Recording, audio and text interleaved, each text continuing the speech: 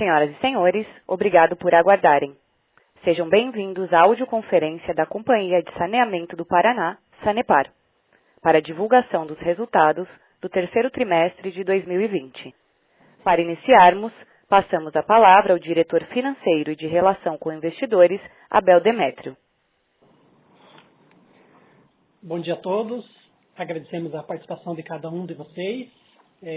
Conosco estão a gerente de RI, Fabiane Queiroz e a equipe de RI, o gerente contábil em exercício, César Augusto Alcântara Neves, nosso gerente financeiro, Luiz Sodré Swenson Neto, e o gerente de planejamento financeiro, William Givanilton.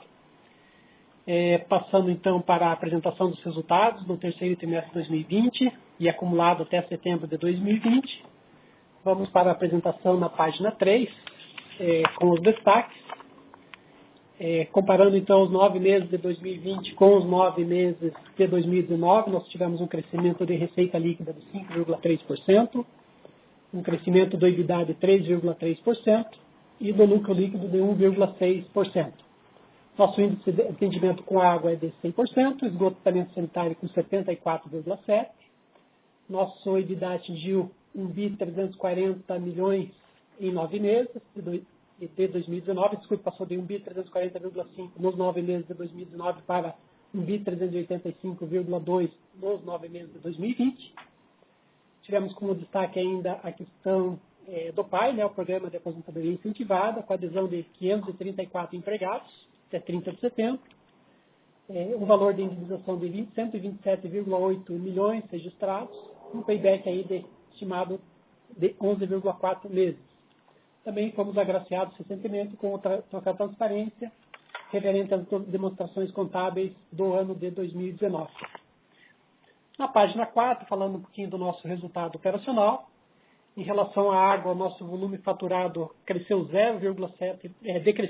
diminuiu 0,7%, mesmo com as economias totais crescendo 2,1%, comparando-se os 9 meses de 2020 com os 9 meses de 2019.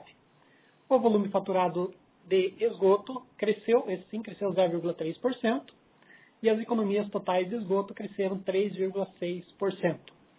Nossa inadimplência fechou os 9 meses com 2,9%. Julho, agosto e setembro, que compõem o trimestre, nós tivemos inadimplências bem razoáveis. Julho nós fechamos com 0,41%, agosto com 1,84% e setembro com 1,20%, e no acumulado aqui 2,9%. Ou seja, reduzindo aquela expectativa inicial, na época do Covid, de uma inadimplência maior. Nossa eficiência, que são as perdas por litro por ligação por dia, fechamos com 224,7 litros contra 231,8 nos 9 meses de 2019, uma redução de 3,1%. Na página 5, falar um pouquinho da estiagem no Paraná. Nós tivemos, então, o mês de setembro bastante seco. Agosto foi um mês que choveu mais, choveu 129 milímetros contra 37 apenas em setembro. Então, em agosto, o Paraná passou a integrar o monitor da seca, que foi criado em 2012 devido à seca do Nordeste.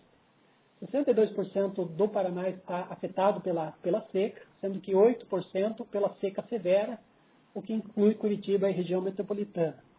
Na página 6 da apresentação, nós temos as precipitações pluviométricas em milímetros para Curitiba, desde outubro de 2019 até setembro de 2020. Então, quando a gente olha de fevereiro a maio, nós tivemos 4 meses onde as nossas chuvas foram muito abaixo do previsto. Junho nós tivemos um mês bom, julho um mês ruim, agosto um mês bom, setembro um mês ruim. Então, no entanto, essas chuvas que começaram a melhorar no mês de junho e agosto, principalmente, elas na página 7, elas ajudaram então a manter o nosso nível dos reservatórios em 29,75% das 4 barragens que compõem o sistema aqui da Curitiba e região metropolitana. E ontem as nossas barragens estavam com 28,95%. Ou seja, passado um mês e meio praticamente do encerramento do terceiro TRI, nós estamos basicamente com o mesmo volume de reservação. realmente acredito que é uma crise bastante extensa e bastante severa aqui, principalmente em Curitiba e região metropolitana. Na página 8, falar um pouquinho dos indicadores de performance. Então, em relação aos covenants das nossas dívidas, né? Então, em relação a todas as emissões de debêntures e CCB, as debêntures de mercado e CCB, nós temos folga, né? Tanto em relação à dívida bancária líquida pelo EBITDA ajustado e pelo índice de cobertura da despesa financeira pela líquida também, né? Índice de cobertura da despesa financeira líquida, com bastante folga.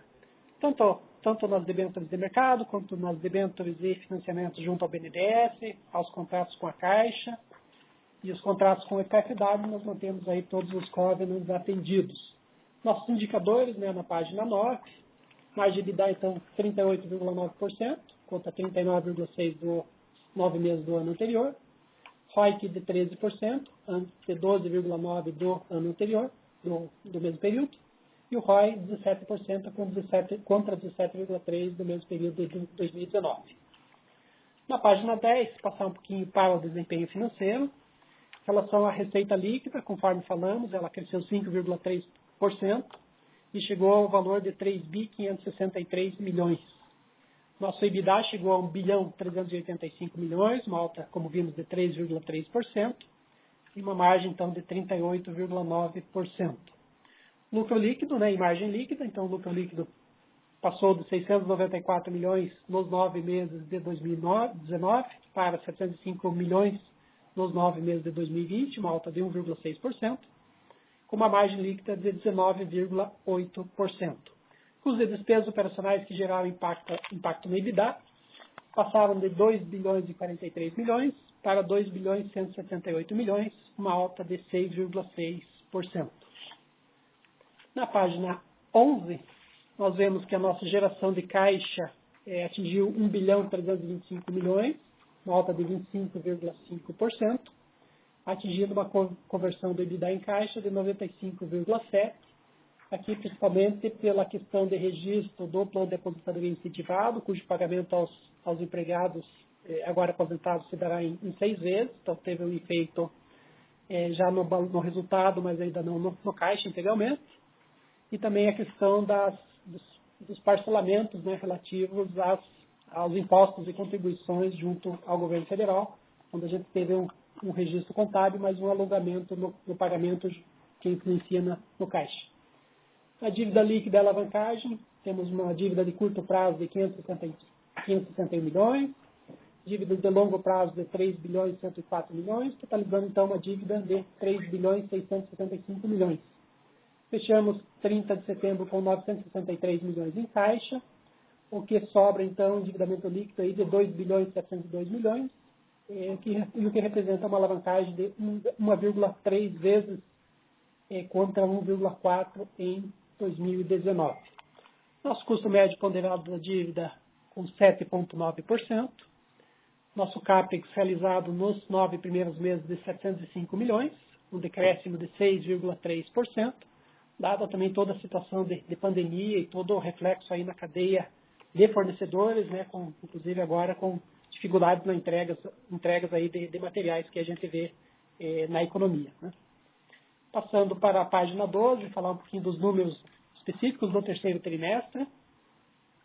Como vimos, a receita líquida ela caiu 1,6% no trimestre.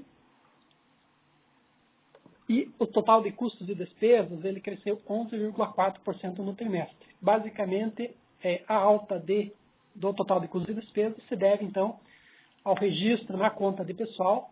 Então, dos 396 milhões 834 mil, nós tivemos um registro do PAI de 111 milhões 345 mil. Tirando esse efeito, então, o pessoal, em vez de crescer 42%, cresceria 2,16%. Da mesma forma, o total de custos e despesas, ele inclusive decresceria se não fosse esse efeito não recorrente. Nosso resultado líquido, no trimestre, 164 milhões 580 mil, um decréscimo de 32,4% em relação aos 243 milhões 640 mil do terceiro TRI de 2019. Na página 13, falar um pouco, então, dos 9 meses. A gente já viu, né, que a questão de pessoal o grande impacto foi o PAR, né? Na questão de materiais, principalmente na conta, é a questão do material de tratamento, que a gente está com um volume de 30,9% acima do realizado no ano passado, e materiais de segurança, proteção e vestuário, dada a Covid, também com uma alta aí de 30,7%. Em relação à conta de serviços de terceiros, que variou 6,8%, as principais contas que tiveram impacto, então, foram serviços técnicos profissionais, aqui a própria transposição, né, da pedreira, da água lá do Orleans, teve um gasto aí com serviço técnico profissional. Serviço de cadastro e faturamento, crescendo 78%, aqui também reflexo da terceirização do serviço de leitura e entrega das contas. E fretes e carretos, também uma conta que teve uma variação significativa, dada a crise hídrica e o aumento na demanda do abastecimento por caminhão-pipa para hospitais, órgãos de utilidades públicas e clientes residenciais, inclusive, né? Então, e Fazenda Rio Grande, né, que tivemos um acidente com a Transpetro, também ocasionou a utilização de caminhão-pipa aqui na análise de 300, né, o grupo de serviços. Em relação às gerais e tributárias, houve um decréscimo de 1,7%. As principais variações, Fundo Municipal de Saneamento e Gestão Ambiental, que tiveram um crescimento, e taxa de regulação, que também cresceu 13,3%, dado que ele é cobrado com base na receita anterior, que teve um acréscimo significativo. Em relação às provisões do Plano de Saúde e Previdência, basicamente os mesmos impactos já dado a nova avaliação atuarial, né, que houve, né, no início do exercício. Questão de despesas e receitas financeiras, 5,6% acima do realizado no ano passado, um maior crescimento do volume de caixa, mais empréstimos de financiamentos tomados, né, nesse sentido, então ocasionaram aí o crescimento das despesas financeiras. Tivemos ainda em provisões, que eu acabei não falando, a questão de um decréscimo de 92,5% em relação ao mesmo período do ano passado. Na verdade, a referência dos 9 meses de 2019 estava muito alta, né? A referência histórica. Quando a gente olha para 2018, nós tínhamos no mesmo período 12.353.000 de provisões cíveis, trabalhistas, ambientais, fiscais e tributárias. Ano passado foi para 85.167.000 e esse ano voltou ao patamar mais normal de anos de 6.373.000. Especificamente no terceiro trimestre, nós tivemos então o aumento das provisões ambientais decorrente da decisão recursal do IBAMA, né, que foi consolidado o débito de um auto de infração ambiental referente à exploração do aquífero Karst e um montante de 19 milhões que a companhia parcelou em 24 vezes atualizado pela Selic.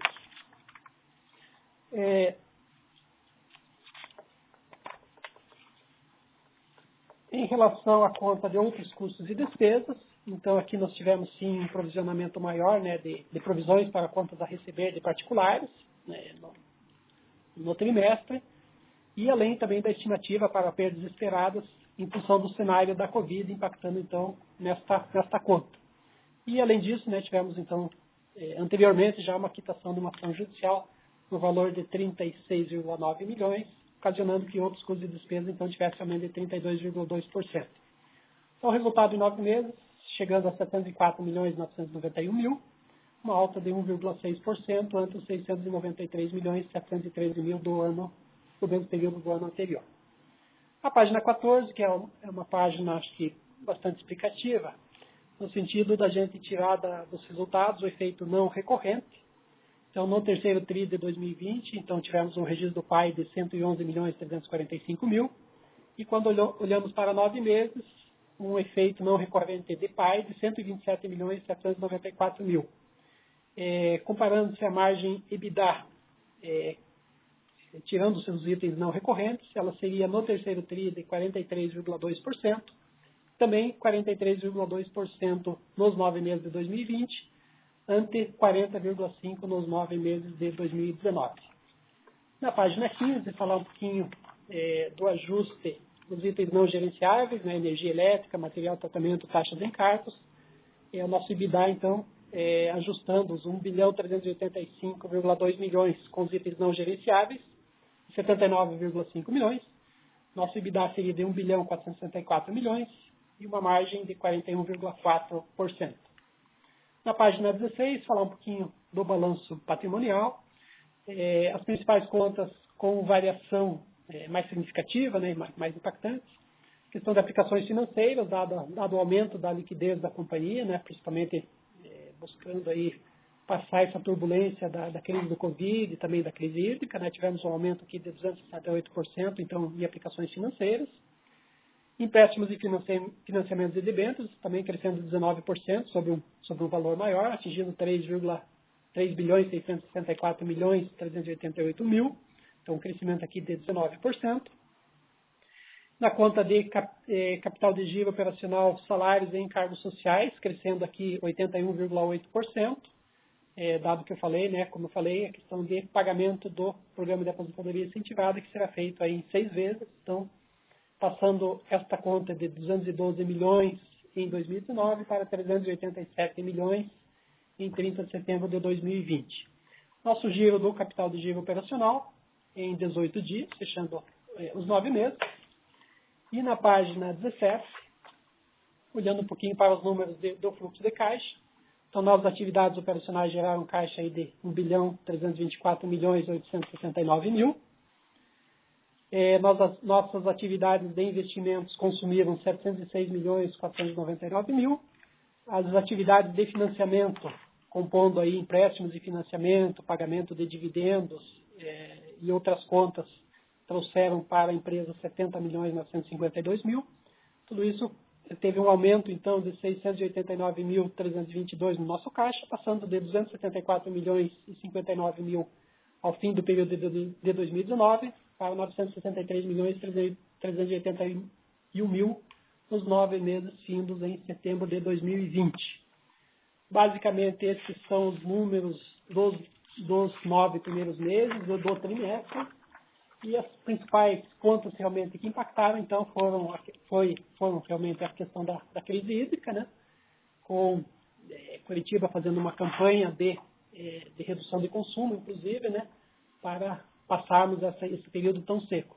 E a questão do PAI, né? Do registro agora praticamente integral aqui, ainda tem algumas pessoas que têm a possibilidade de sair a partir de 30 de setembro, algumas estão saindo, mas já um volume muito pequeno, muito reduzido, são só aquelas pessoas que estão obtendo a aposentadoria após nessa etapa, né, do programa.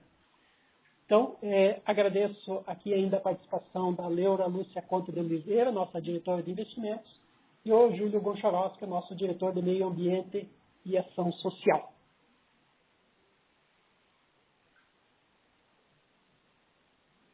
Devolvo a palavra para você, Juliana. Senhoras e senhores, iniciaremos agora a sessão de perguntas e respostas, que serão realizadas somente via telefone. Para fazer uma pergunta, por favor, digitem *9.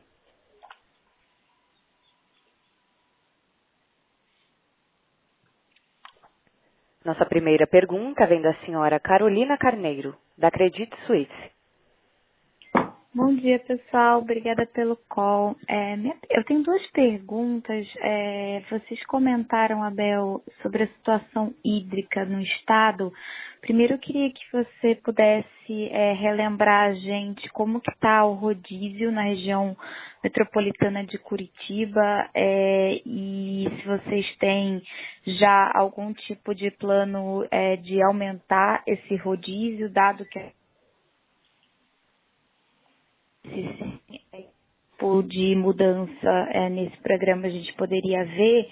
E segundo, dado que para esse ano a previsão que parece estar se confirmando é de laninha, se você já tem em mente que tipo de alternativas vocês teriam para garantir o suprimento durante o verão, né? Dado que provavelmente o laninha poderia causar um estresse ainda maior da situação hídrica, se vocês já estão desenhando um plano de contingência que vocês podem dividir com a gente. Obrigada. Tá legal.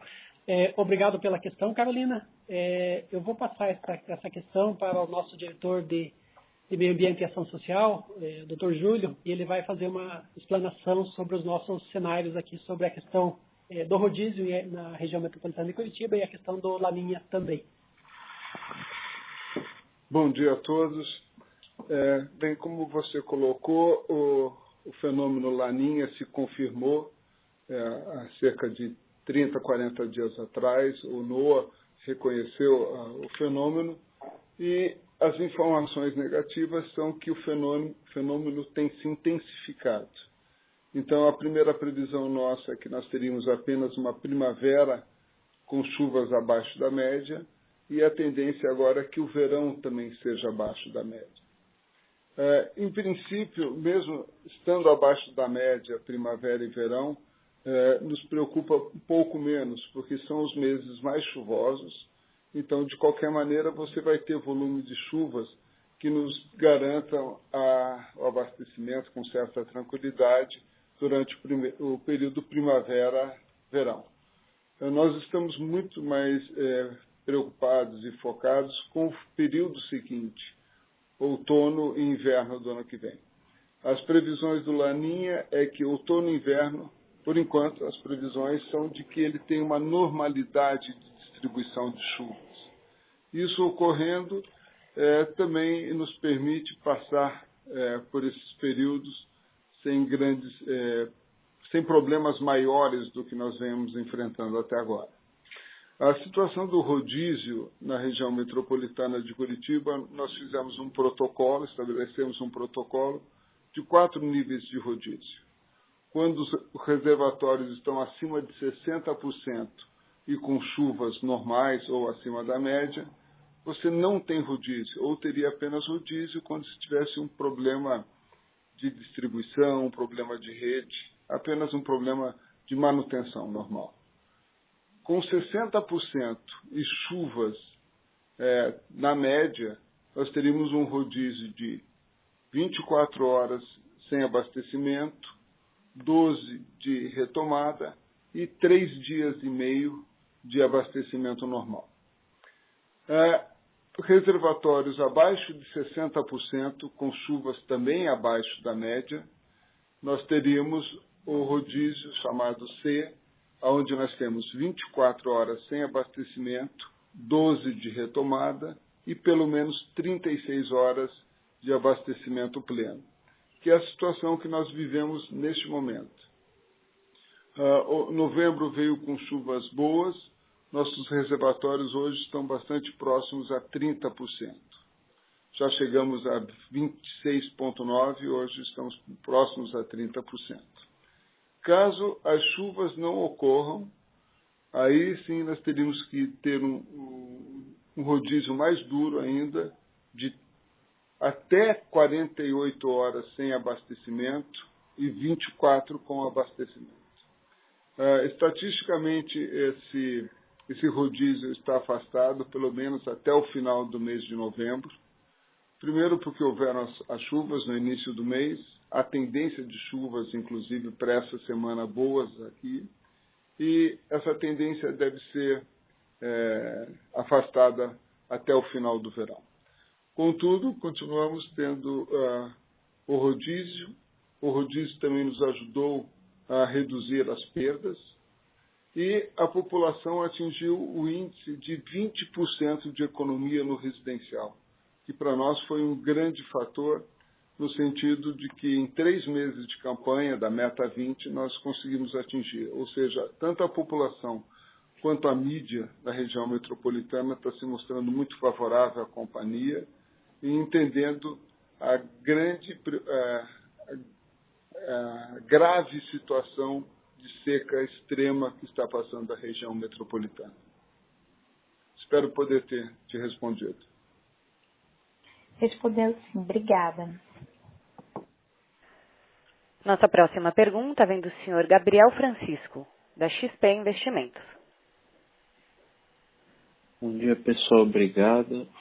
Eu, ainda na esteira da questão hídrica, né, queria saber como está o progresso da nova barragem salvo engano, do Miringuava, né?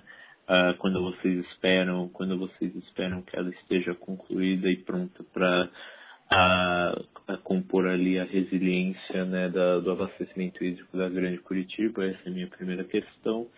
A minha segunda é nas questões tarifárias, né? Queria ver se há alguma atualização com respeito ali à questão do reajuste de 2020, né? Que foi um processo bem atribulado, ponto número 1. Ponto número 2, tendo em vista o quanto o processo desse ano foi, infelizmente, atribulado, eu queria saber como a companhia já está se mobilizando para o processo de revisão tarifária do próximo ano, se já está havendo aí uma interlocução com o regulador, levantamento de base de ativos, começo de início de discussão do processo. É isso do meu lado. Muito obrigado. Obrigado, Gabriel, pelas questões. Eu vou responder aqui as questões sobre a atualização tarifária e revisão, e daí passaria a palavra para a Leora, nossa diretora de investimentos. Sim, nós estamos num processo, então, de busca aqui do índice de reajuste tarifário, né? Há uma medição para este processo e nós estamos em fase já de aprovação dos órgãos aí de governança para respostas aos quesitos já formulados pelo Estado via agência reguladora, né? Que é quem abriu a mediação, né?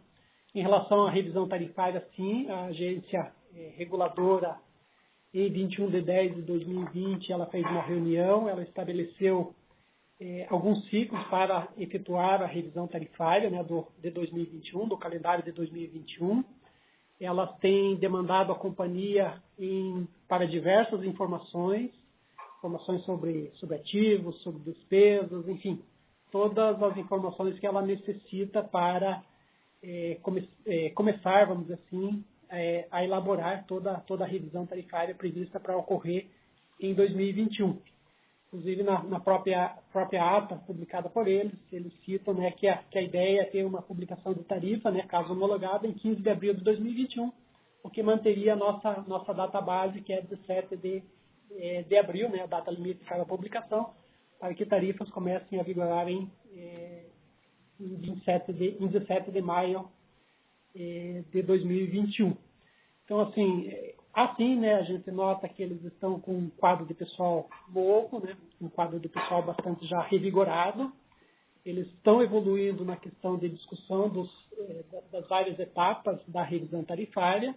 Obviamente, é um trabalho que começou recentemente, né, e ele demanda um esforço muito grande, e nos parece nesse sentido que a agência tem demandado esforços, né, demandado um cronograma bastante apertado, bastante, vamos dizer assim, bastante difícil de ser concluído, assim, né, com bastante trabalho, mas e por isso, inclusive, eles falam, né, na própria ata que eles precisam fazer em ciclos, né, porque uma revisão normalmente duraria pelo menos uns 16 meses. Né? Então, a gente nota, sim, um esforço muito grande da agência, trabalhando muito, requerendo muito documento para a companhia, e eu acho que essa que é a notícia importante e uma notícia favorável, no sentido de que as coisas estão caminhando. Né? Em relação à questão da barragem de Miringuava, vou passar para a Leora para ela fazer uma atualização aqui do andamento das obras. Bom dia, Gabriel. Com relação à barragem do Miringuava, nós estamos com as obras em franca execução. Tínhamos um cronograma inicial de concluir a primeira fase das obras agora em dezembro, mas por incrível que pareça, a questão da chuva naquela região, que é uma região bastante úmida, porque ela é muito protegida, tem uma mata bastante preservada, e isso traz bastante umidade para aquela região. E como a barragem é praticamente uma barragem de terra, é única e exclusivamente movimento de terra, nós temos dificuldade em conseguir encontrar a umidade ótima do material para que a gente dê segurança para essa barragem. Então, até previsão dentro do próprio contrato, que a cada dia de chuva, a empresa ela tem direito a um dia a mais de execução. Esse prazo de dezembro ele já se estendeu para março de 2020, dessa primeira fase. Mas uma barragem desse porte, ela não é exclusivamente, não se faz exclusivamente a partir das obras civis que se faz lá. Né? Você tem retirada de flora, retirada de fauna, você tem construção de estradas, novos acessos em toda a região. Então, tudo isso tem um cronograma um pouco mais longo. E a nossa expectativa é que a gente esteja com essas obras para que, não totalmente finalizados, mas que a gente já pudesse utilizar a barragem para algum tipo de reserva de água a partir do segundo semestre de 2021. Obviamente que a companhia ela não está calcando a recuperação da crise hídrica exclusivamente na barragem do Miringuava, porque ao final disso nós teremos que encher a barragem. E encher a barragem significa obrigatoriamente ter água, não só nos mananciais, mas também ter chuva na bacia de contribuição. E isso é uma coisa que, como o Dr. Júlio aqui comentou, não depende exclusivamente da gente. Mas estamos tomando outras ações na região onde nós temos a crise hídrica, principalmente na região de Curitiba e região metropolitana, tomando outras ações com obras de menor porte, mas tão importantes quanto para que a gente possa garantir minimamente o atendimento de toda essa região.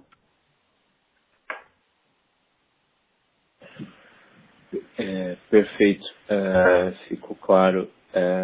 Acho que só, desculpa, eu tenho para ambos, né? Acho que vou continuar. Se você pudesse comentar dessas ações adicionais na região ali metropolitana de Curitiba, se envolve perfuração de poços, algo nesse sentido. E só, desculpa, Bel, não ficou muito claro para mim a questão do reajuste de 2020. Você mencionou uma mediação, se você pudesse comentar um pouquinho mais no detalhe. Eu não farei mais perguntas depois disso, em benefício dos outros. Obrigado. Não, imagine, Gabriel, pode fazê-las.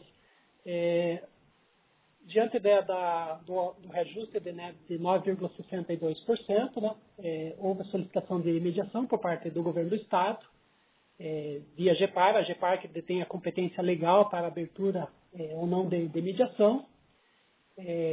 Foi aberta a mediação e foi estabelecido um prazo para que o Estado se manifestasse, formulasse suas questões. O governo do Estado teve 5 dias úteis, formulou as questões, elas vieram para a companhia já está respondendo as questões, no sentido que falta apenas a deliberação aí pelos órgãos de governança, para aí sim voltar ao Estado, ao governo do Estado que tem uma réplica, vamos dizer assim, conforme estabelecido na mediação, para aí sim a diretoria, né, da GEPAR, definir então essa questão do reajuste de 2019, né, que é aplicado agora em 2020. A gente entende que em novembro, mais tardar dezembro, aí a gente deve ter uma evolução em relação a esse tema, Gabriel. Nesse momento, esse é o status. A gente já evoluiu bastante nas discussões e acreditamos sim que em dezembro a gente tenha uma solução pela GEPAR em relação a esse tema. Gabriel, com relação às outras ações adicionais que nós estamos tomando, eu te diria assim, são uma série de ações, mesmo dentro da parte de distribuição que nós temos em Curitiba, onde as intervenções elas acontecem dentro da área operacional mesmo. Tá? Então, transferência de água de uma região para outra, onde você tem mais falta de água e esse tempo é um pouco maior, a gente implementa novas tubulações de maneira que você possa fazer essa transferência da água. Mas, em especial, com relação a mananciais, a gente fez uma transposição do rio Miringuava-Mirim e outra transposição do Rio Pequeno, onde também trouxe uma vazão incremental importante para a gente. Tá? Estamos em negociação, em fase final de negociação com a Petrobras, para que a gente também consiga reverter água da represa deles para dentro do nosso sistema, para que a gente possa otimizar, então, aquela região e não necessitar levar água tão distante até a região do Passaúna. Outras ações também estão em estudo, eu não vou adiantar aqui, porque nós, nesse momento, não seria prudente nós falarmos, até porque nós estamos desenvolvendo os estudos, mas posso garantir que a gente está 100% focado no sentido de minimizar a crise hídrica e poder vender o produto que nos interessa, que é água, né? Perfeito, pessoal. Um dos pontos super claro. Muito obrigado. Nossa próxima pergunta vem do senhor Anderson Menezes, da Uquim Result. Olá, pessoal. Obrigado pela pergunta e parabéns pelo resultado. Já está bastante claro, tá? Falando até um pouco agora sobre expansão e até pensando no longo prazo aí, como é que está a participação em licitações e também até para começar a angariar municípios aí fora do estado do Paraná, né?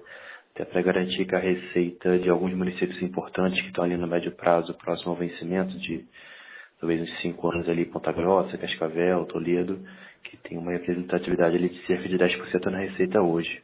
Se vocês puderem abordar um pouquinho de como é que está essa participação e até pensando mais no longo prazo, o que a gente pode esperar. Obrigado.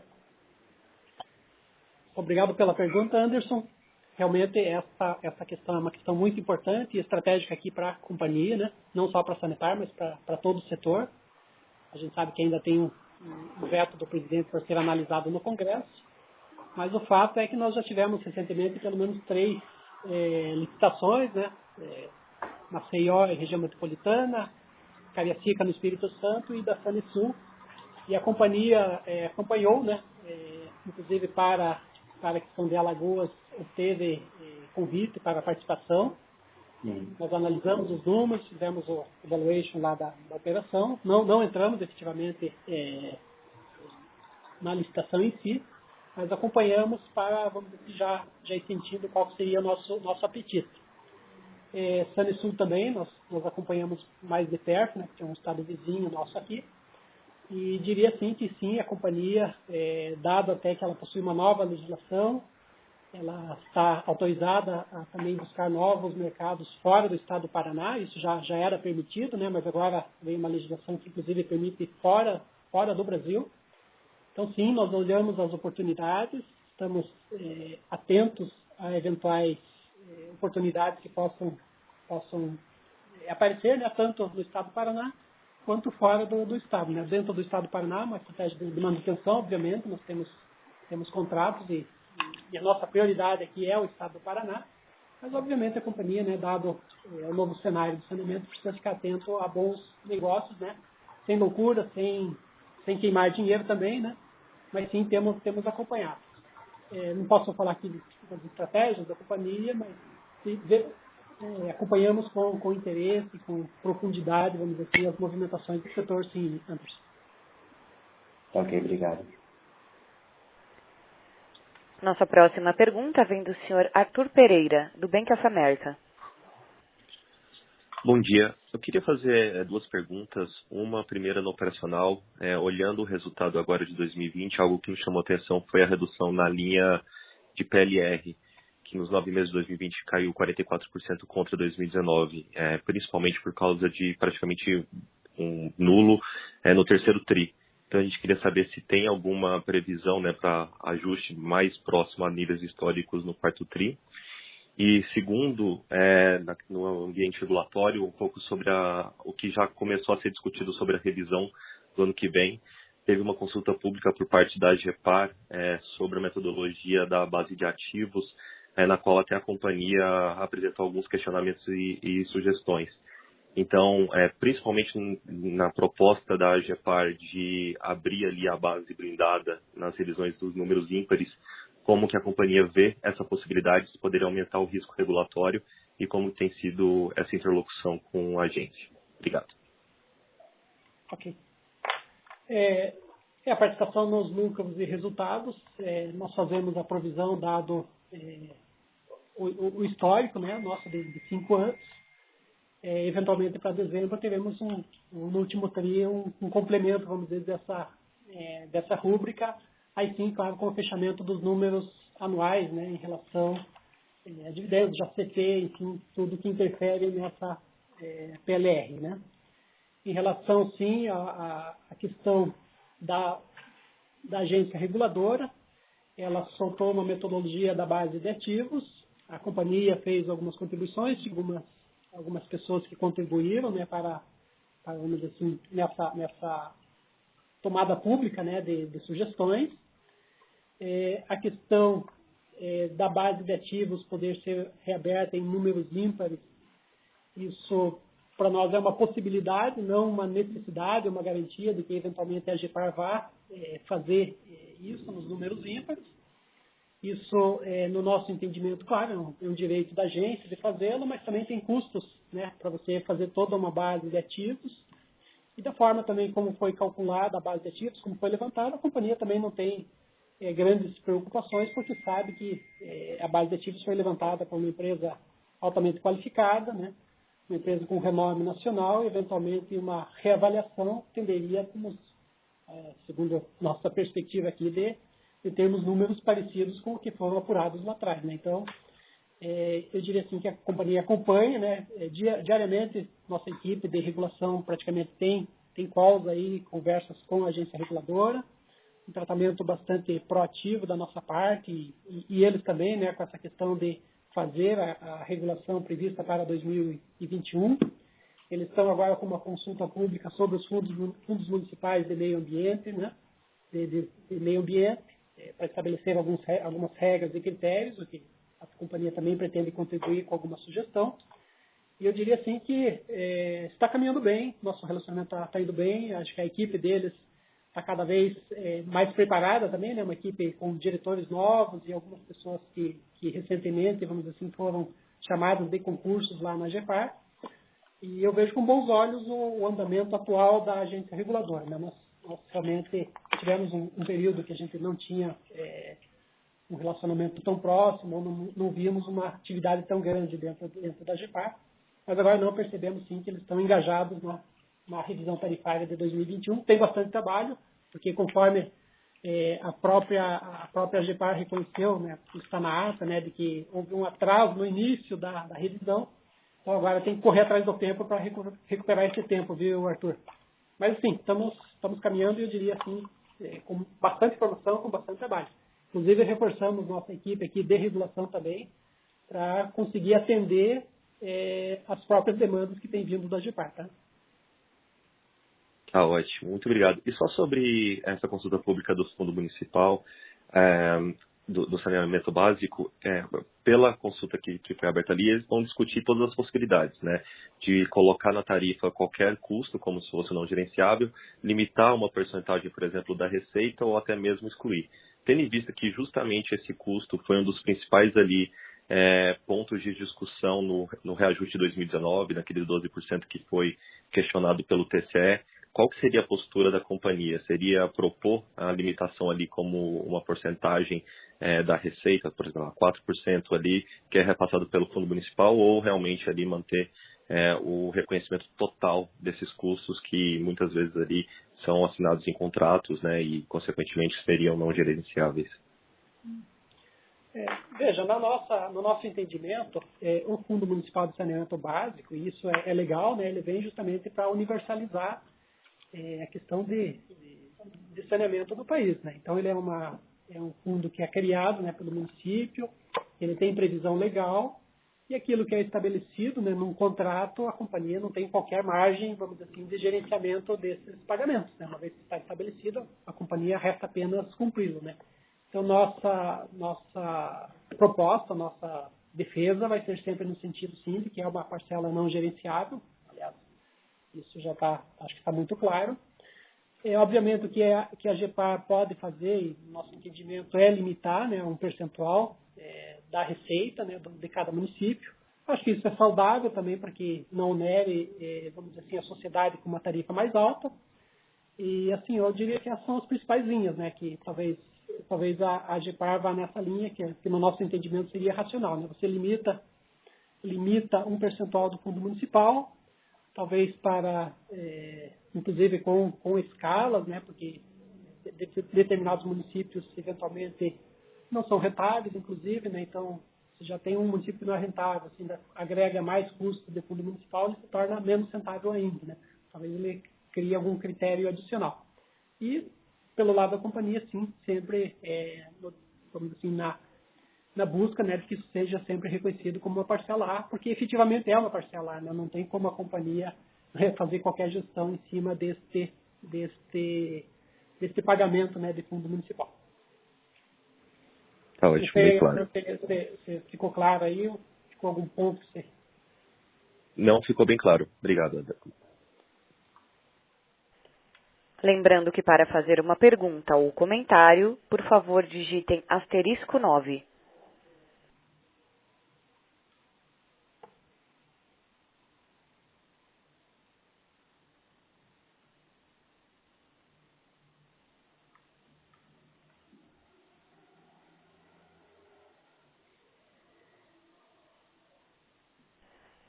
Nossa próxima pergunta vem do senhor Artel Meirelles. Bom dia, eu sou acionista e gostaria de saber se o governo vai pagar lucro cessante à companhia, né? Foi feito um reajuste pela agência reguladora e o governo do Paraná brecou esse reajuste. Logo, nós temos uma receita menor. E só que a empresa tem acionista, né? O governo está pensando os encargos políticos dessa medida dele, prejudicando extremamente ao acionista. E com isso o resultado está pior. Agora a empresa ela tem acionista e vocês obedecem o que o governo determina em prejuízo ao acionista. O acionista está sendo muito prejudicado. E tanto que os relatórios dos analistas estão dizendo sobre a má governança da empresa, né? Porque ela obedece o que o governo faz, determina. E os acionistas são prejudicados. Eu gostaria de saber que medidas estão sendo tomadas para preservar o acionista minoritário. Muito obrigado. Obrigado, senhor Artel, pela pergunta. O que há, efetivamente, é uma abertura de mediação proposta pelo governo do Estado, mas quem detém a competência legal para determinar as tarifas é a AGEPAR. A companhia, sim, obviamente, toda a administração busca sempre o interesse do acionista no sentido de preservar aquilo que o seu órgão regulador estabelece. Então, a companhia também, em momento algum, se furtará no direito de buscar, né, aquela receita, né, desde a data base até a data que efetivamente ocorrer o reajuste, né? Então, essa é a postura da companhia. Já foi assim ano passado, quando o Tribunal de Contas fez uma medida cautelar no sentido de estabelecer apenas um reajuste parcial. A companhia buscou incessantemente até que tivesse não só reconhecido, né, provando, vamos dizer assim, que aquele reajuste era o correto, era o devido e foi homologado pela agência reguladora. Tomamos todas as providências nesse sentido. O Tribunal de Contas reconheceu esse direito, depois a gente conseguiu, então, dentro das regras regulatórias estabelecidas, ter o direito ao reajuste restabelecido e aquele valor que tinha ficado para trás pela não aplicação do reajuste também foi concedido à companhia sem qualquer prejuízo sobre as métricas regulatórias. Para o mesmo caso, que é efetivamente, então, uma mediação aberta por alguém que é competente, que é a Agência Reguladora do Paraná, e a companhia vai fazer todo o esforço no sentido de buscar, claro, o seu direito e seguindo sempre aquilo que é determinado pela agência, que estabelece as tarifas no estado do Paraná. Isso tem uma determinação legal. E esse ressarcimento ao acionista vai ser efetuado pela não aplicação do reajuste dos meses em que o governo bloqueou?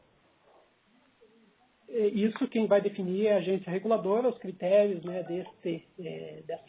entre a data base e a data da efetiva aplicação, conforme a própria agência reguladora, já se ela fosse aplicado em novembro, como a partir de 31 de outubro, conforme foi a decisão da agência reguladora, nós já teríamos um delay, né, entre 17 de maio e 31 de outubro, que já a própria agência havia dito que isso seria considerado na próxima revisão tarifária. Então, independente da mediação ou não, nós já tínhamos, sim, um fato, né, ocasionado aqui, lembrando, pelo Covid, né, uma situação de extrema gravidade, nunca enfrentada antes em termos de saúde, pelo menos eu não tenho conhecimento aqui de algo tão grave que tenha ocorrido, inclusive com o governo federal dando benefício para as empresas também poderem alugar o seu fluxo de caixa, né, na questão de pagamento de tributos. E, obviamente, toda essa situação de contingência ocasionada por essa questão de saúde que foi e é ainda muito, muito grave, a agência havia, então, postergado o início para 31 de outubro. Então, só para mostrar que lá também já tinha algo que era diferente da data base, mas sim a agência já tinha sinalizado esse reflexo da não aplicação na data oportuna, vamos dizer assim, seria objeto de uma reanálise na próxima revisão tarifária. Obviamente, ela vai estabelecer, né, quando encerrar essa mediação, como vai ser a forma de equacionamento desses valores que nós temos pela não aplicação do reajuste. Ok, muito obrigado pela resposta. Agradeço. Eu que agradeço ao senhor Théo. Lembrando que para fazer uma pergunta ou comentário, por favor digitem asterisco 9.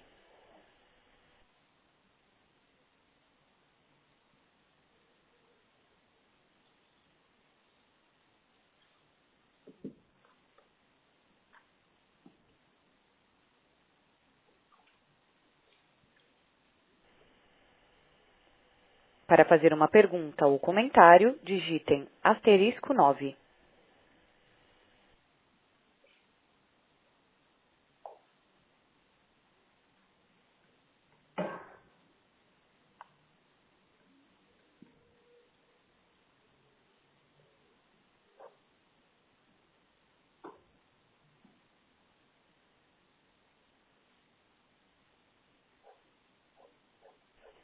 Lembrando que para fazer uma pergunta ou comentário, por favor digitem asterisco 9.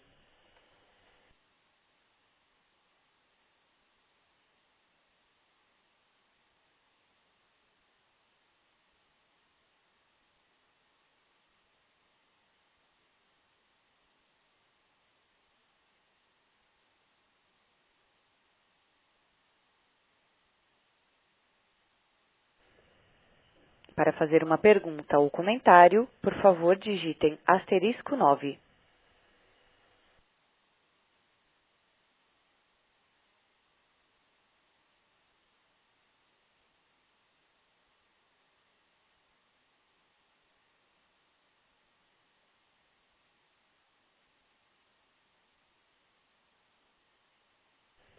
Caso queira fazer uma pergunta ou comentário, por favor digitem asterisco 9.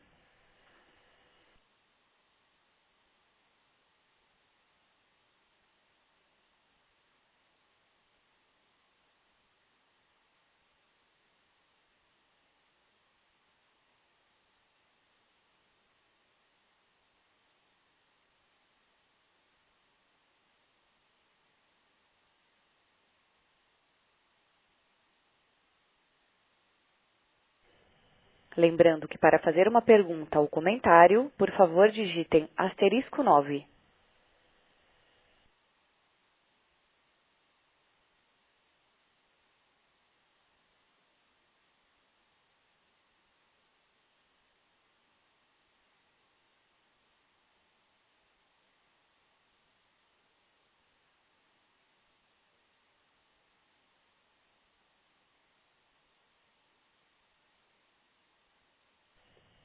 Caso queira fazer uma pergunta ou comentário, por favor digite asterisco 9.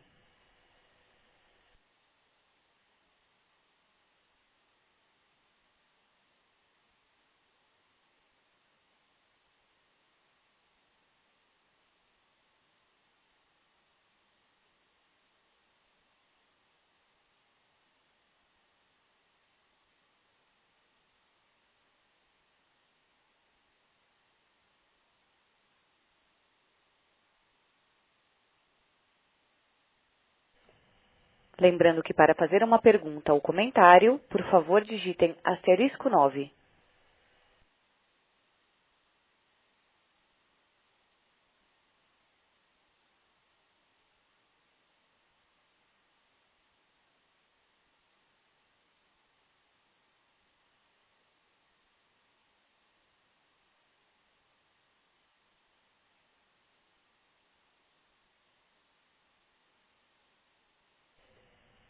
Lembrando que para fazer uma pergunta ou comentário, por favor digitem asterisco 9.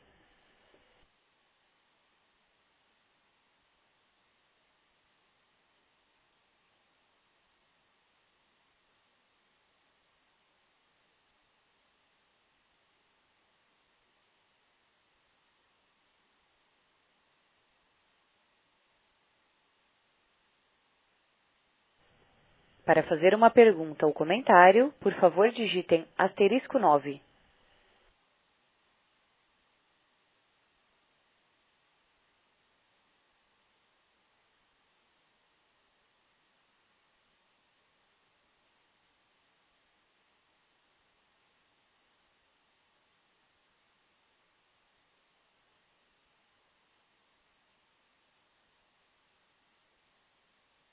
Lembrando que para fazer uma pergunta ou comentário, por favor digitem *9.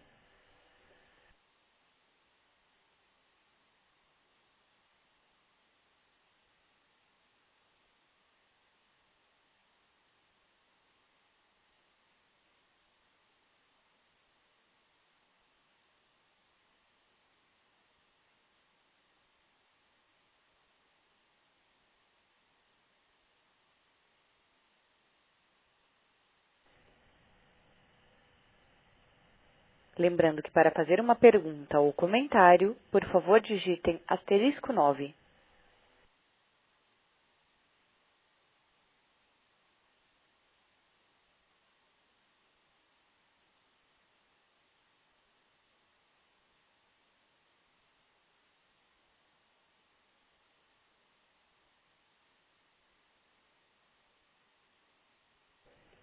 Caso queira fazer uma pergunta ou comentário, por favor digite *9.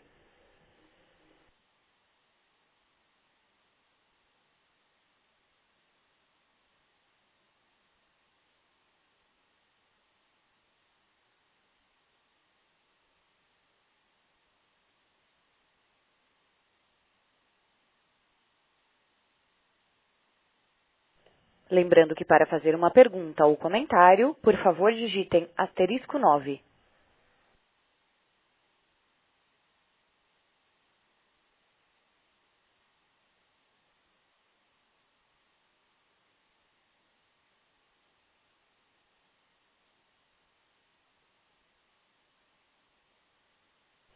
Para fazer uma pergunta ou comentário, por favor digitem *9.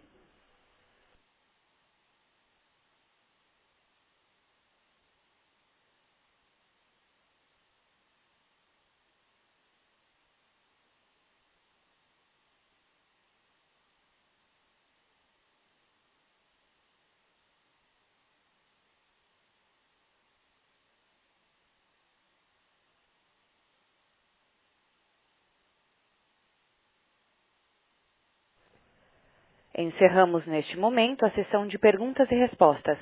Retorno a palavra ao Sr. Abel Demétrio para suas considerações finais. Agradecemos a presença de todos, a participação de todos nesse evento. Esperando que no quarto trimestre a gente já tenha notícias melhores sobre a questão climática. E desejando a todos aí um bom dia, tá? Abraço. A audioconferência da Sanepar está encerrada. Agradecemos a participação de todos e tenham um excelente dia.